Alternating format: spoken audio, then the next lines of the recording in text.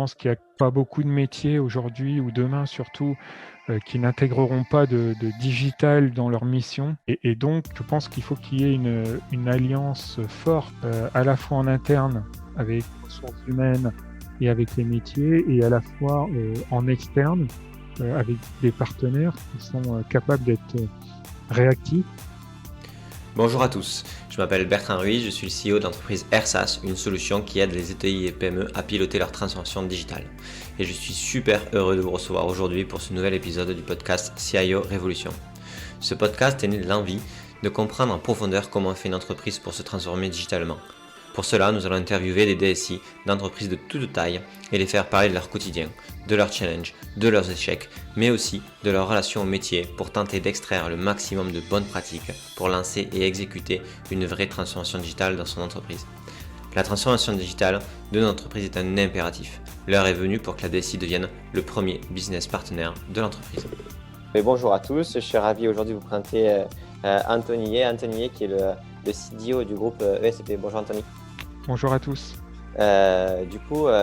Rentrons dans le vif du sujet. J'ai vu que vous avez été donc, DSI, CDO de deux écoles en tout. C'est quoi aujourd'hui la transformation de ces modèles et qu'est-ce que ça implique au day-to-day pour vous? Alors, juste quand même pour poser aussi le sujet, c'est important de donner la dimension notamment de SCP Business School. On est 6 campus en Europe. On a à peu près 7000 étudiants en formation initiale, 5000 en executive education, et puis c'est à peu près 500 collaborateurs et environ 680 professeurs au total. Et donc, dans le monde de l'éducation, il y a des vrais enjeux de transformation qui se sont notamment accélérés récemment avec la pandémie, avec la Covid-19, puisqu'il a fallu assurer une continuité pédagogique et il a fallu assurer plus de cours en digital et en mode synchrone. Donc on a un vrai enjeu de transformation et j'ai envie de dire, l'éducation, le monde de l'éducation, de l'enseignement supérieur a mis quand même du temps à se transformer. Si vous regardez une salle de cours aujourd'hui, ou en tout cas hier, elle était à peu près la même qu'il y a encore quelques années en arrière, c'est-à-dire un professeur devant ses élèves avec des tables et puis des chaises. Le tableau blanc qui était vert avant et qui est devenu blanc. Et maintenant, voilà, on a un vrai point de transformation qui est le passage au digital et chez nous particulièrement au phygital. Okay. Et donc du coup aujourd'hui, la transformation elle est vraiment liée sur faire du digital et du physique et comment les deux se renforcent mutuellement, c'est ça? Voilà, alors on a une approche poussée par la direction générale qui est une approche 20-40. 20-40, ça veut dire quoi? Ça veut dire que euh, on souhaite qu'il y ait 20% minimum de cours en digital et 40% minimum de cours en présentiel. Donc c'est important donc de développer et de travailler ce qu'on appelle le phygital, c'est-à-dire pouvoir à la fois faire des cours hybrides, c'est-à-dire enseigner à la fois en présentiel et en digital, notamment, comme je l'ai indiqué, pour assurer une continuité pédagogique. Et pour cela, en fait, on mise sur l'amélioration de l'expérience étudiant. Et l'amélioration de l'expérience étudiant, c'est-à-dire lui apporter une expérience de bout en bout, à la fois quand il est dans les campus, en physique et en interactivité avec les outils digitaux, et à la fois à l'extérieur des campus, quand notamment les étudiants peuvent suivre des cours en ligne et donc à distance. Ok. Et aujourd'hui, dans l'urgence qui a été du coup la vôtre, j'imagine, des 18 derniers mois, quel impact a eu cette pandémie sur les projets de transformation en termes d'accélération, de difficultés opérationnelles? de monter en puissance, même technique, j'imagine aussi, pour pouvoir supporter la charge. C'est quoi les grands résumés ou les grandes lignes de ce qui s'est passé? Alors, clairement, ça nous a fait gagner entre 5 et 10 ans, j'ai envie de dire, hein, sur la transformation. Pourquoi? Parce que, comme vous l'avez indiqué, hein, il fallait se mettre en ordre de marche assez rapidement pour assurer les cours, puisque à un moment donné, on a été en confinement total, hein, avec des cours 100% en ligne. Alors, la chance qu'on avait, ou en tout cas l'anticipation que SCP Business School a pu faire, c'est qu'on avait lancé dès fin 2018 un grand plan de transformation digitale. Et ce grand plan de transformation digitale, en fait, il était déjà dans une logique de pouvoir assurer une partie des cours en ligne. Donc, on a un certain nombre de plateformes qui existent et qui se sont développées, qui historiquement sont des plateformes de type Learning Management System, donc LMS. Et là, progressivement, on est en train de passer sur des plateformes de type LXP, c'est-à-dire Learning Experience Platform, où on va aller plus loin en termes d'approche pédagogique et de qualité de service à l'intérieur de ces plateformes. Et donc, on avait déjà, fin 2018, expérimenté un certain nombre de dispositifs en ligne, et notamment de salles hybrides. On avait déjà quelques salles hybrides. Et cette accélération, ça nous a permis vraiment de déployer, j'ai envie de dire, en un temps record, un certain nombre de dispositifs que peuvent être justement ces salles hybrides. Au départ, on avait à peu près 4 salles hybrides en test, en expérimentation avec des professeurs dans des amphithéâtres ou dans des salles de cours. Et après la pandémie, sur l'ensemble du groupe, on est passé à 150 salles au total, dont une cinquantaine sur les campus parisiens, et tout cela en 4 mois de temps. Donc il a fallu clairement être agile au niveau de la direction de la transformation digitale. Et donc, à la fois renforcer les compétences en interne, mais aussi mettre en place les projets et en collaboration, bien sûr, avec les bons partenaires. Ok. Et sur les solutions, la pandémie a été un moment où vous avez pu vraiment déployer des solutions sur l'ensemble de votre périmètre. Est-ce que c'était des solutions qui étaient déjà toutes, on va dire, en test déjà effectif, et donc du coup, ça a été d'accélérer la validation et le déploiement, ou est-ce qu'il y a eu aussi des solutions qui étaient vraiment pas du tout encore testées ou autres, et où il a fallu aussi aller chercher une nouvelle dans un temps un peu contraint, et en plus de ça, faire plus rapidement le test et le déploiement? Alors, ce qui est important de noter, c'est qu'on a misé et on a mis un point vraiment de renfort sur l'accompagnement des professeurs. Puisque au-delà de la technologie qui avait été expérimentée au départ, il s'agissait aussi d'avoir des retours d'expérience directement des professeurs pour améliorer les dispositifs et augmenter notamment la qualité de service et la qualité de retransmission.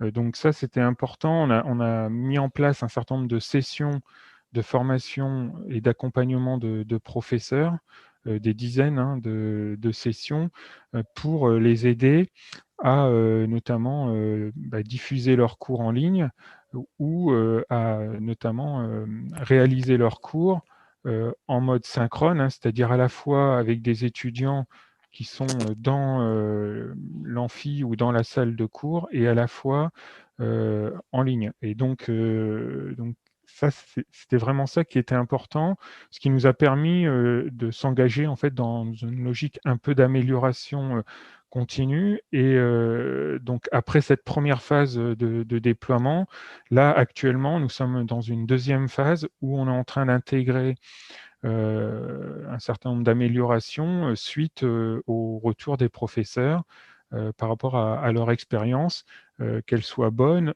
ou qu'elle soit à améliorer. Mais du coup, juste pour être sûr de comprendre, dans les problématiques qui ont été, vous avez bien sûr mis l'accent sur l'accompagnement, la formation, mais est-ce qu'il y a des solutions techniques ou technologiques que vous avez jamais testées, vous avez dû sourcer, qualifier, déployer, même pas 1 ou 2 mois à cause de la pandémie, ou c'était plutôt des solutions que vous avez toutes déjà relativement testées et où c'est plutôt une accélération sur le déploiement? Alors, il y a eu les deux, en fait. Pour être très clair, il y a eu les deux. On va dire la salle, on va dire deux approches en termes de salle hybride. On a plutôt une approche qui avait été testée en amont, qui était la partie salle hybride en ce qui concerne les amphithéâtres. Donc là, on avait eu déjà des retours d'expérience de professeurs et donc on a mis en place des salles de haute qualité avec des nouveaux systèmes innovants que peuvent être par exemple le beamforming, qui est un système qui capte le son au niveau spatial pour avoir une qualité de son et de retransmission du son, notamment du cours du professeur, de manière très qualitative.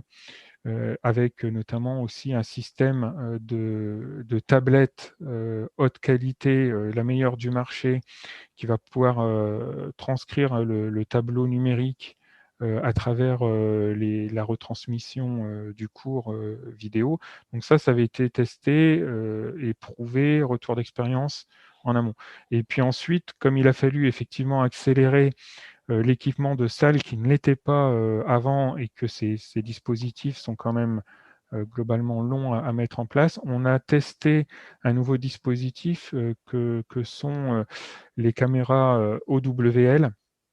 En fait, ce sont des caméras tout en un, haute définition 360, qui ressemblent un peu à un hibou, hein, c'est pour ça qu'il s'appelle OWL, hein, ça veut dire hibou en anglais, et qui en fait gère entièrement à la fois la prise de son et à la fois la reconnaissance de la personne qui va s'exprimer, que ce soit un étudiant qui pose une question ou que ce soit le professeur qui délivre son cours.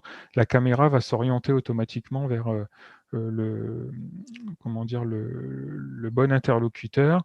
Et ça, en fait, on a pu les tester assez rapidement et ensuite on les a envoyés notamment à travers l'ensemble des campus pour qu'on ait une uniformité d'utilisation et de support sur ce dispositif.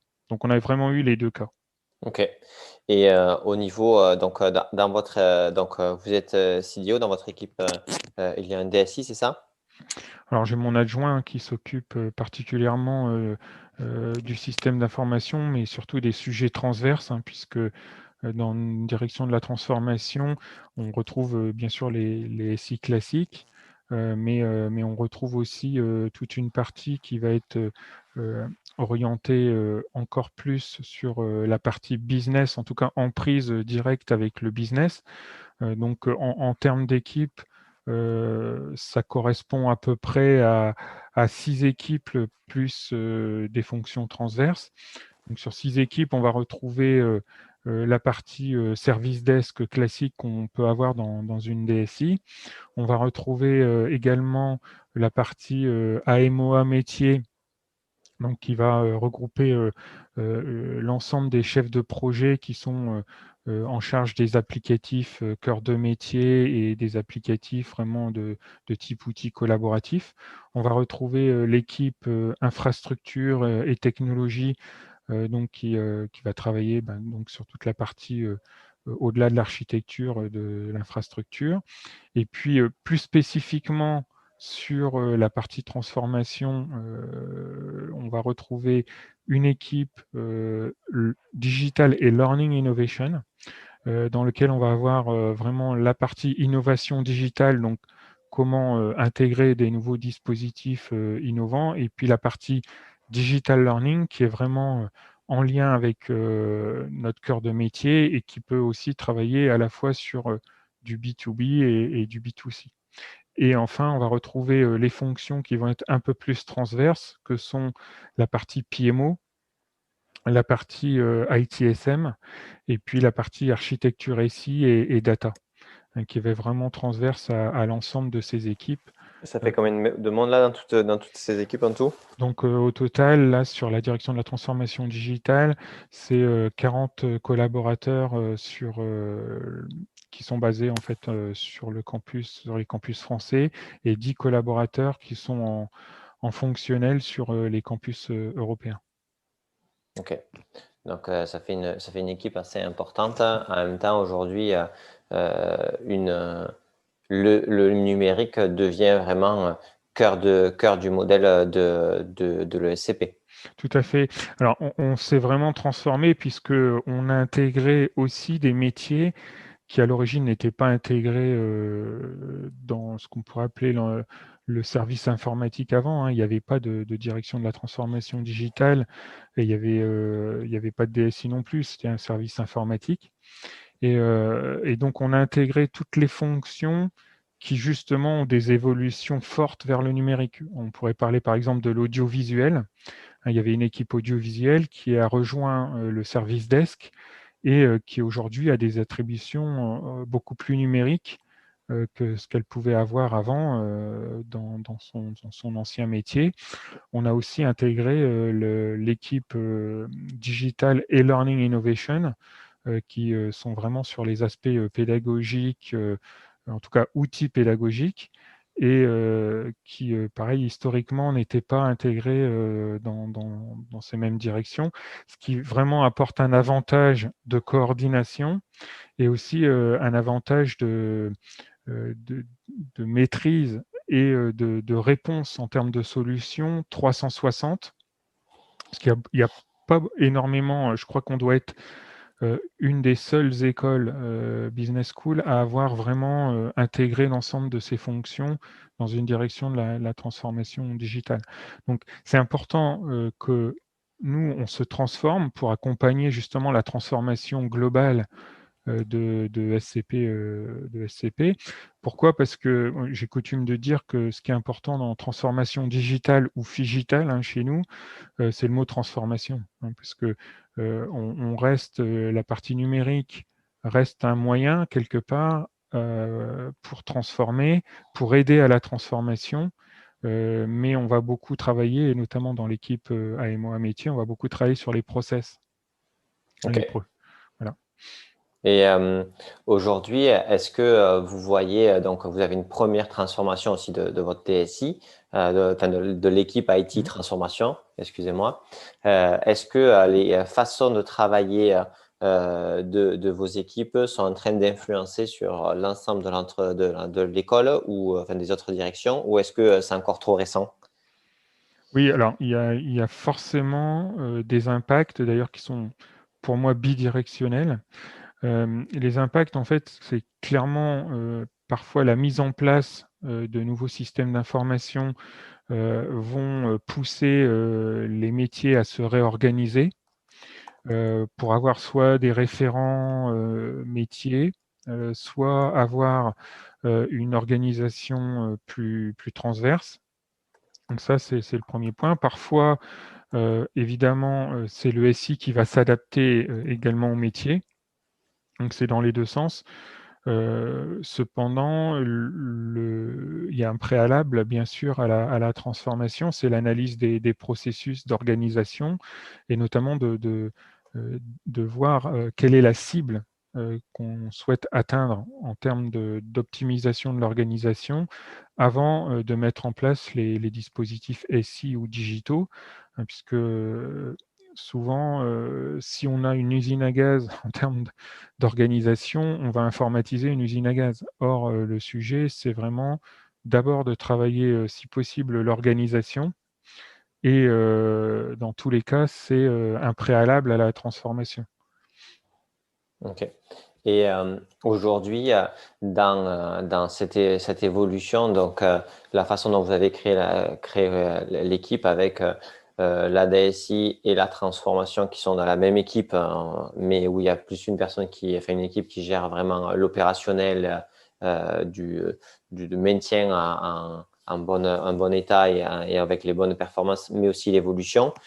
Comment en fait vous arrivez à prioriser ou à ou les projets ou l'allocation, on va dire, des ressources et des budgets pour que les deux puissent avancer au bon niveau?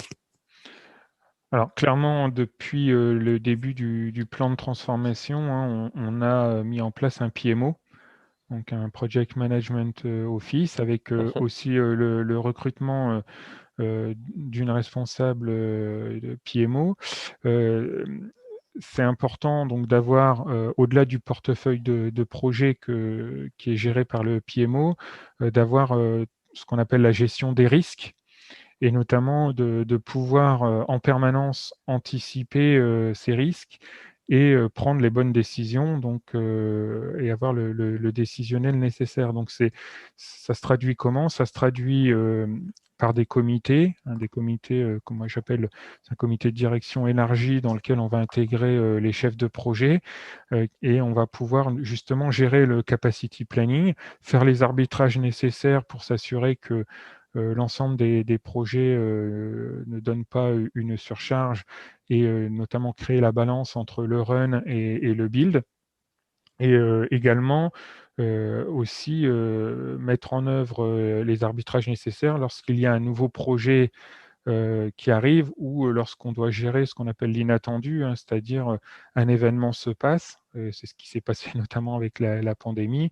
Et donc là, dans le cadre de cette instance, on va, dans le PMO, identifier l'impact sur l'ensemble des projets, les interdépendances également entre les projets, et ça va nous permettre vraiment d'ajuster au mois le mois, j'ai envie de dire, l'ensemble de cette gestion pour s'assurer d'avoir un delivery constant et éviter qu'on ait trop de reports en termes de gestion. Et notamment, on va travailler donc à deux niveaux hein, en termes de projet. On a à la fois le niveau classique qui est ce qu'on appelle le cycle en V, c'est-à-dire la gestion de projet classique avec une étude des spécifications, une réalisation, une recette et puis une mise en production. Et puis avec certains projets qui vont être plutôt menés en mode agile, donc avec des sprints, avec des prototypes qui vont être présentés de façon plus régulière. Donc ça, c'est un mode de projet qui a été un peu mis à mal hein, avec la pandémie, puisque c'est un peu plus complexe de gérer un projet en mode agile en 100% distanciel. Bon, cependant, voilà, on peut arriver à se rapprocher du mode agile, mais c'est un peu plus complexe. Mais en tout cas, nous, on a mis en œuvre les deux pour justement assurer cette continuité et de livraison et s'assurer notamment de la qualité de la production. Ok. Et sur les points organisationnels ou les difficultés qui sont inhérents à ces changements, à ces organisations, c'est quoi les points chauds aujourd'hui qui sont complexes à traiter, à améliorer ou qui, dans tous les cas, freinent, on va dire, la transformation? Bon, il y a un point qui concerne quasiment que ce soit les DSI ou les CDO, c'est le point de recrutement de talents. On a besoin effectivement, et de compétences hein, également, on a besoin de recruter des talents et des nouvelles compétences, notamment sur des sujets d'avenir, hein, que peuvent être la data par exemple, que peuvent être aussi par exemple l'intelligence artificielle, que peuvent être la partie DevOps par exemple. Hein, euh, et cette difficulté, elle est qu'aujourd'hui, on est sur un marché très concurrentiel en fait du recrutement, puisque effectivement cette transformation digitale explose un peu partout, et compte tenu aussi du contexte. Donc, il y a une concurrence sur à la fois trouver les bons collaborateurs, et puis ensuite, il y a un autre challenge, c'est les intégrer dans les équipes, faire la meilleure intégration possible en termes de parcours. Et ça, c'est aussi un challenge compte tenu aujourd'hui des restrictions sanitaires et notamment des retours sur site qui se font de manière progressive. On n'a pas tout le monde qui est sur site en permanence, donc l'intégration ne se fait pas, ou en tout cas ne se fait plus de la même manière qu'elle aurait pu se faire il y a quelques temps, notamment avant la pandémie, où tout le monde était présent. Il y avait peut-être un peu de télétravail par moment, mais on était plutôt sur de l'exceptionnel. Alors que là, on est sur un contexte où tout le monde ne se rencontre pas au même moment, et donc il faut mettre en place des nouvelles approches de coordination d'équipe, des nouvelles habitudes, et donc euh, c'est important en termes d'humain, hein, notamment. Euh, L'humain est très important dans la transformation digitale. On ne parle pas, ce n'est pas que de la technique, c'est des femmes et des hommes qui vont œuvrer justement pour faire réussir. Et je pense que c'est ça, en gros, le plus gros challenge, au-delà des innovations, au-delà de la technologie. C'est arriver justement à ce que tout le monde, y compris dans les métiers, aille dans cette logique de transformation et gagne en maturité.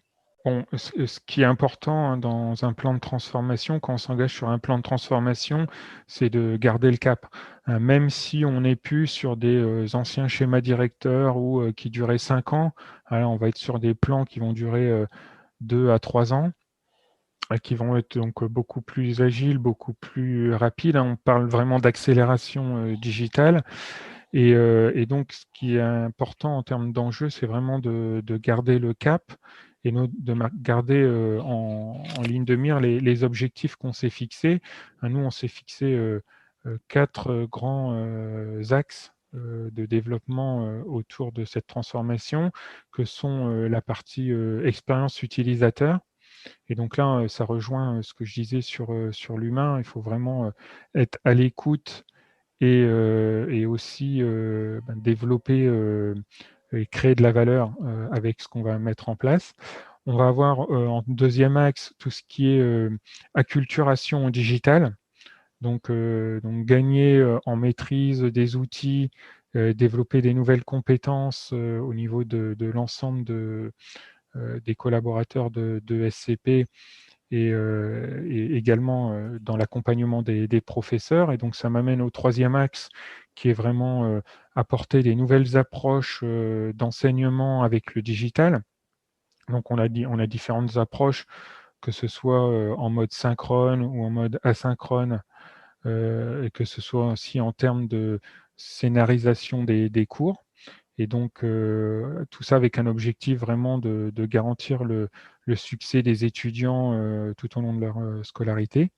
Et puis, le dernier axe, c'est bien sûr une technologie qui doit être de plus en plus fiable et maîtrisée par les équipes, hein, puisque l'idée, c'est vraiment d'apporter une continuité de service qui est en ligne avec la stratégie que j'ai indiquée tout à l'heure, donc qui vraiment a pour objectif à la fois de développer des cours en digitaux, mais aussi de laisser la liberté pédagogique aux professeurs, justement, de pouvoir soit délivrer son cours en ligne, soit délivrer son cours en présentiel, soit faire ce qu'on appelle de l'hybride, c'est-à-dire un mix des deux.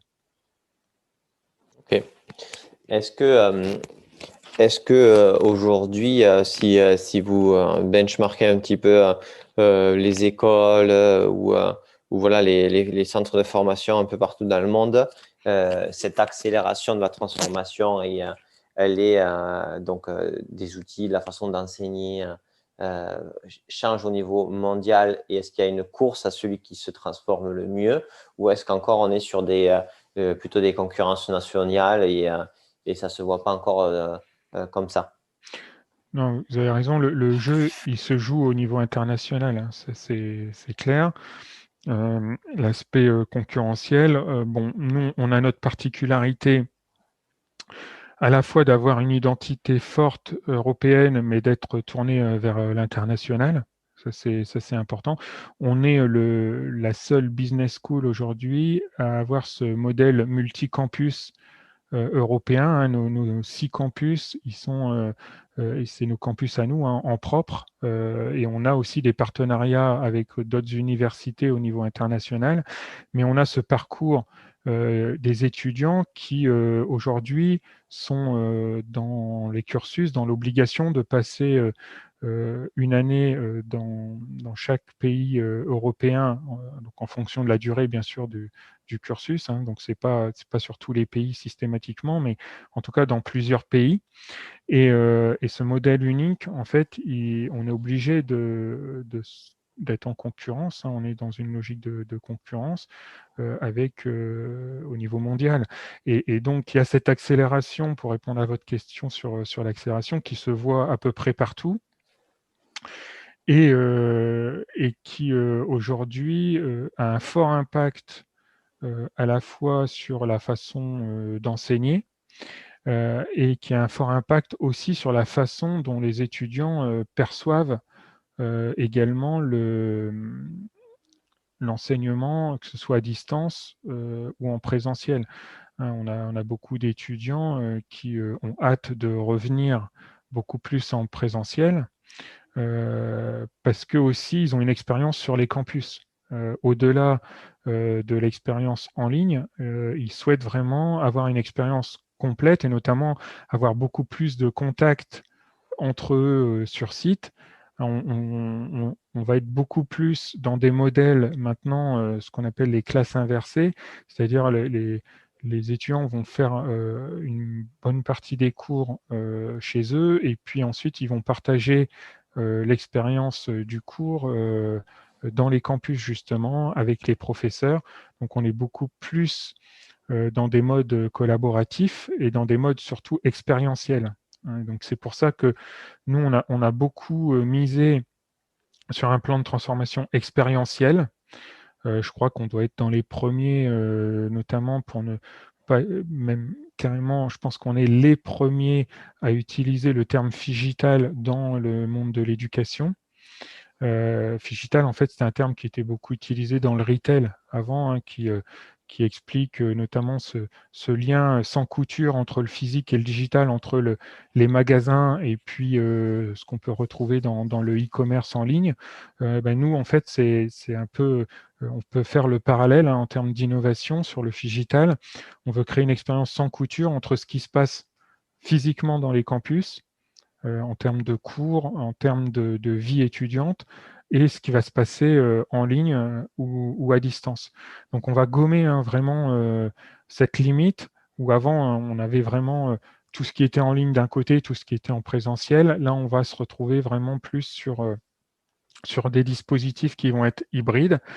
Et notamment, c'est pour ça on a créé, et on est la seule école à avoir créé ce dispositif, la Figital Factory, hein, qui n'est pas une digital factory, hein, j'insiste, contrairement à une digital factory qui existe ailleurs, qui est la production vraiment pure de digital. Nous, on va produire une expérience dans cette digital factory qui va au-delà du 100% numérique. Nous, on est vraiment sur une expérience où les étudiants vont pouvoir toucher, avoir des expériences, j'allais dire, numériques plus tactiles, avoir des expériences en réalité virtuelle ou en réalité augmentée, où à la fois ils sont en présentiel, mais aussi en distanciel, puisque notre Figital Factory, on a également en même temps créé le jumeau numérique de cette Figital Factory, qui n'est pas un campus numérique, j'insiste aussi, puisque d'autres ont pu lancer des campus numériques. Nous, on lance en fait cette Digital Factory qui va aider, on crée les conditions en fait pour pouvoir améliorer et pour pouvoir transformer l'enseignement supérieur, notamment le SCP, en termes de nouvelles approches pédagogiques, en termes de nouvelles approches technologiques. Et, et voilà comment, en tout cas, on souhaite, nous, se différencier face à la concurrence et aussi également face aux plateformes qui peuvent, elles, être 100% en ligne.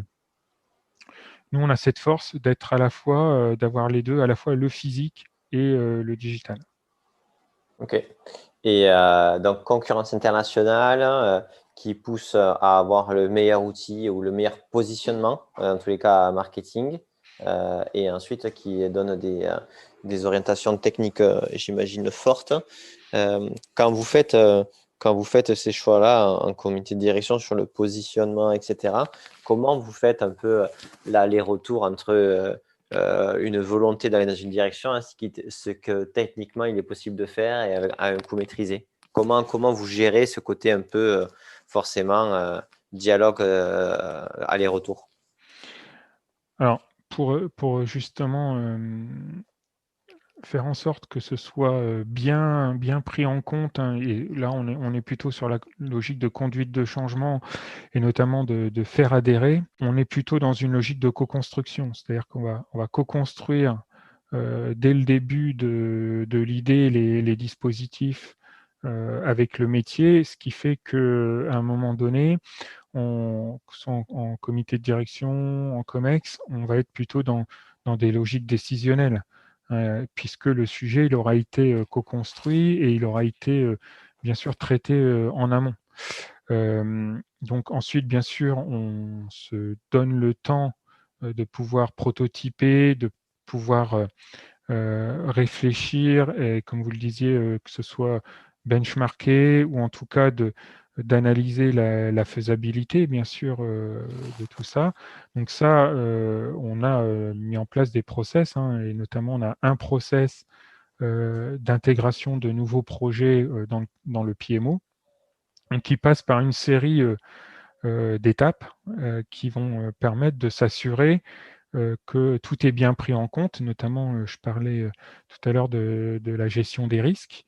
Ça, c'est vraiment important, hein. Je pense que c'est un des sujets qui parfois est oublié dans la gestion de projet, ou en tout cas pas suffisamment mis en point d'attention. Et nous, sur les projets qui sont vraiment très impactants, on va mettre en place ce qu'on appelle des SWOT en l'occurrence, hein. On va également gérer cette capacité. Donc, la réponse sur l'aspect conduite de changement, c'est à la fois travailler en co-construction, à la fois travailler la communication, et la communication, c'est avant, pendant et après un projet, hein, donc c'est tout au long du dispositif. On va aussi, bien sûr, mettre en œuvre de la formation et de l'accompagnement le plus possible.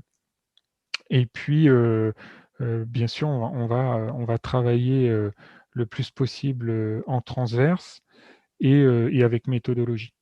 Ok, très clair. Au niveau organisationnel, en interne, etc., les équipes, donc une quarantaine de personnes ou une cinquantaine, je ne sais plus, vous est-ce que vous avez vraiment mis en place une méthodologie organisationnelle avec, on va dire, les prints, etc. Vous êtes vraiment très cadré, formaté, ou est-ce que ça a été une adaptation de ces méthodologies qui correspondaient plus à votre culture interne et à vos façons de faire? Aujourd'hui, on ne peut pas dire qu'on applique stricto sensu toutes les méthodologies, mais en tout cas, c'est notre référentiel. Et évidemment, un des points importants au niveau de la direction, c'est vraiment d'augmenter le professionnalisme en fait des équipes, de l'améliorer de façon continue, hein.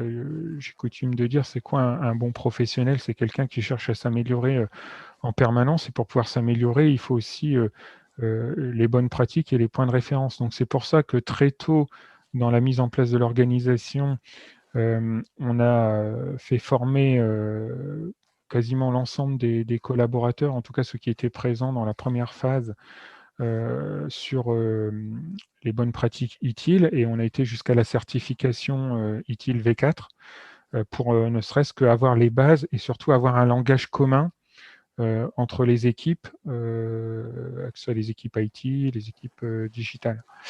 Et donc ça, c'est un socle commun. Ensuite, on a renforcer aussi l'accompagnement en termes de gestion de projet, hein, puisque le PMO ou la PMO chez nous a aussi un rôle de coaching des chefs de projet pour justement garder une certaine ligne directrice en termes de professionnalisme sur, j'allais dire, les bonnes pratiques aussi, hein, en gestion de projet, hein, que ce soit l'établissement des processus, l'établissement des plannings ou de la gestion des risques, comme je l'indiquais, mais c'est aussi également, par exemple, penser à réaliser un bilan de projet et un retour d'expérience sur les projets. Donc, c'est vraiment, comment dire, euh, des points sur lesquels, enfin, on est au-delà de l'inspiration, c'est vrai, mais on n'est pas non plus à appliquer stricto sensu, à la virgule près, la méthodologie.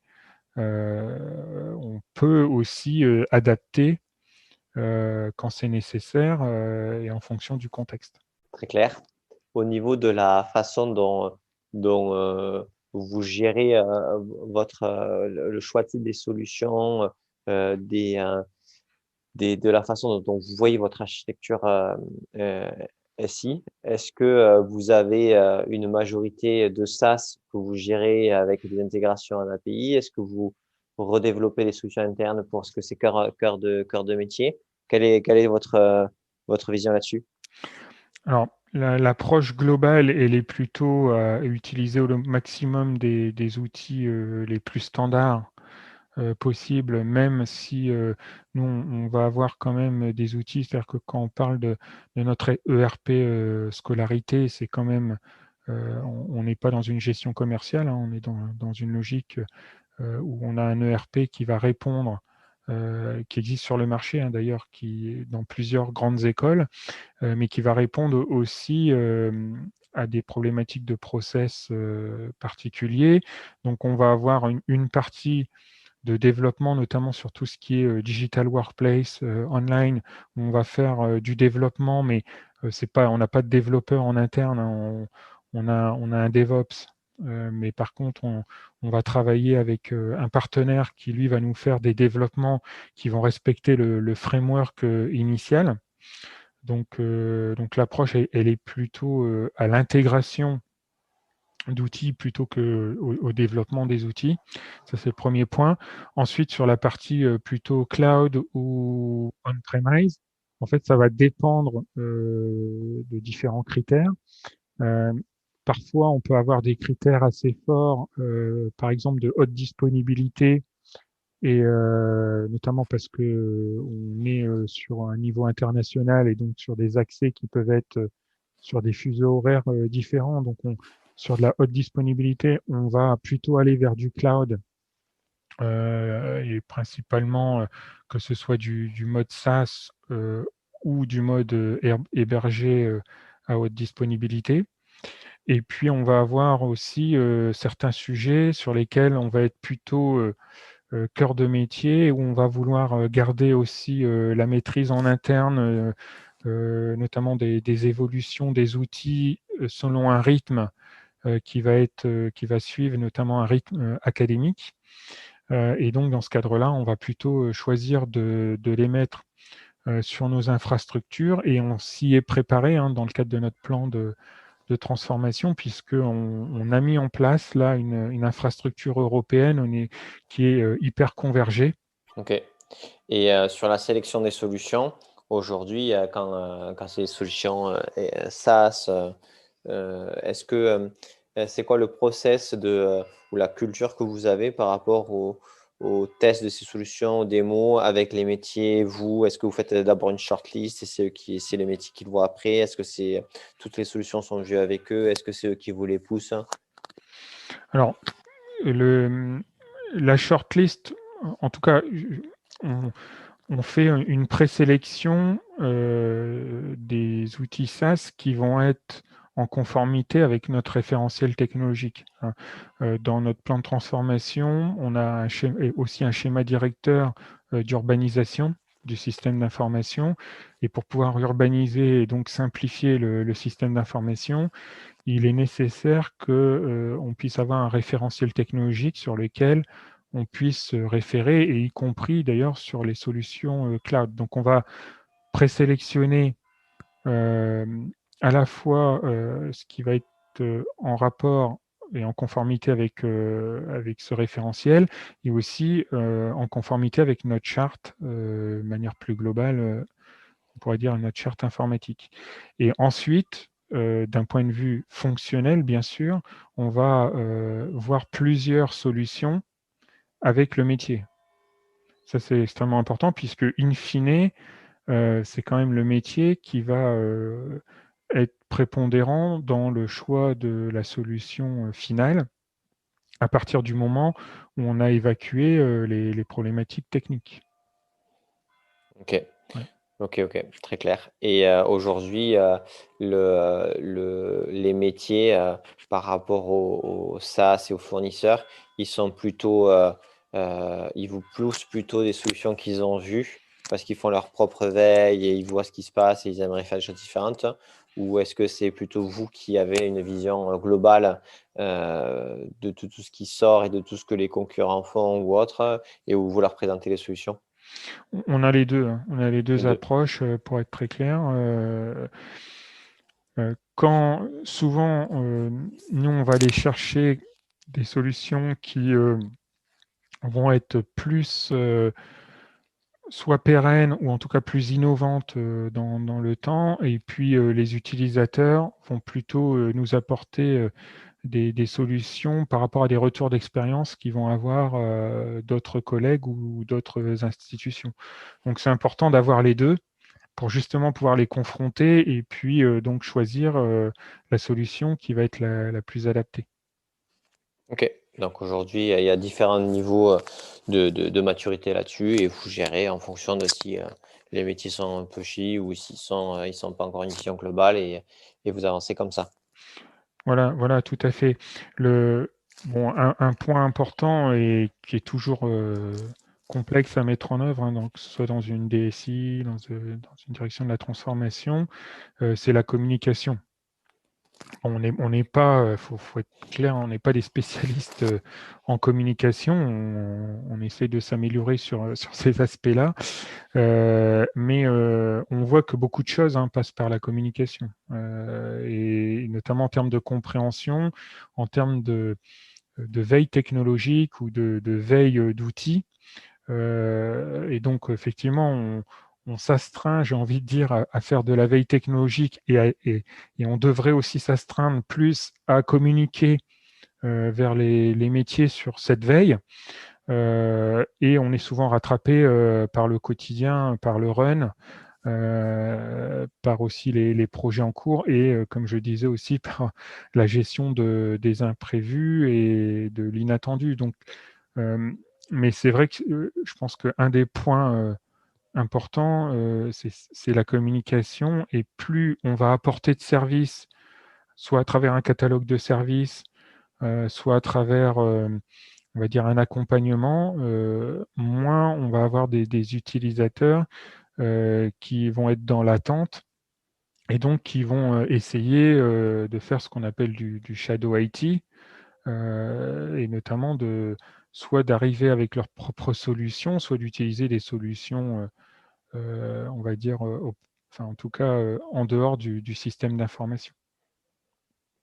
Ok. Est-ce qu'il y a un point clé que nous n'aurions pas abordé et qui vous semble important dans l'année là qui s'est écoulée pour vous, et de ce que vous avez pu un peu apprendre et votre auto-expérience sur cette période un peu folle et en même temps, j'imagine, assez riche aussi en transformation au niveau de l'ESCP? Non, moi je veux juste redire ce que j'avais indiqué dans notre échange, et notamment le point important pour moi et pour nous tous, c'est l'humain.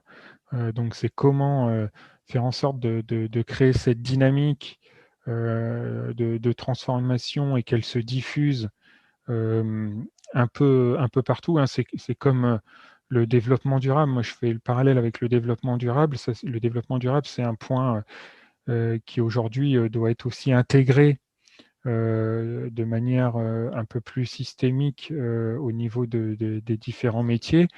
Ça fait partie de nos axes aussi de transformation. Donc on va également, nous, travailler sur le Green IT, hein, par exemple, parce que ça fait partie des valeurs de SCP, au-delà de la qualité de service, au-delà du professionnalisme, d'intégrer aussi les approches de développement durable.